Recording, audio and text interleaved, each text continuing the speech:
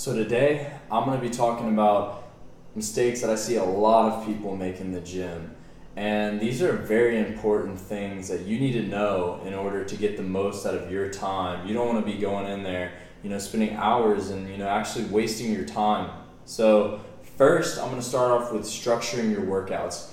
I see a lot of people go in the gym and they're looking around, trying to find something to do, don't really know what they want to do. Guys, you got to have a plan when you go in there. I mean, it's as simple as that. Next, I want to talk about isolation movements. I see a lot of people go in the gym and they probably only go, once or twice. They don't go very much to the gym and they're doing these isolation movements. And I suggest that more for, people that are working out 6 times a week that actually can hit every body part throughout the week. When you're just hitting one body part on these isolation machines and stuff like that, it's not really going to help you as much as if you were doing a compound movement where you're hitting multiple muscles. So then if you're going twice a week, it's not that big of a deal. You're hitting multiple muscles and it's a lot, better for you. Overall, you're going to look more proportionate.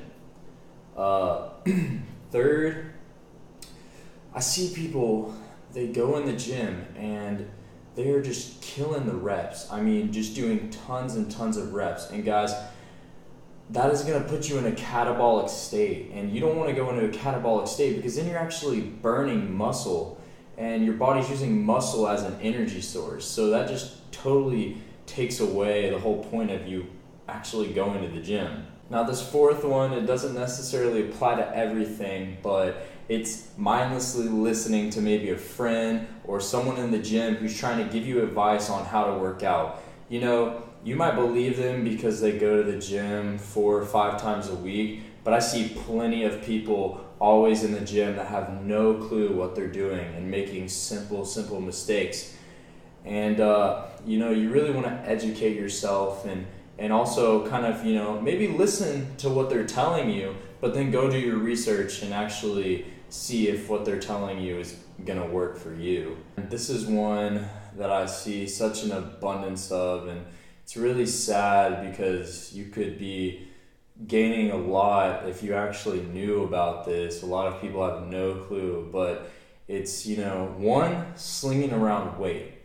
I just see people, they'll be doing curls and they'll be like just using all their back. And it's one thing when, maybe you're doing a drop set and you want to just get that burn, that kind of thing. But it's another thing when you're taking, weight that's way too heavy for you, your muscles can't handle it, and you're just throwing it around. And to go along with that, for instance, okay, let's say barbell curl. So you're doing your curl and you're just throwing the weight. Also, what you have to focus on is time under tension. It's, what's going to really break down that muscle. You need to be going slow on your negatives, or let's say you're doing a lat pull down, be going slow on that negatives, because the longer time you put your muscles under tension, the more muscle fibers you're going to tear, which ultimately is going to give you the most growth. Now this next one doesn't, it doesn't pertain to everyone, but it pertains to people that are a little heavier, on the heavier side, and it's about abs, guys. I don't really suggest doing abs if you have a lot of fat, because you're pretty much just building muscle under your fat. I'm assuming most of you aren't trying to get a stronger core, so I would suggest doing cardio, eating healthy, and getting that body fat percentage lower before you start attempting to do any ab workouts.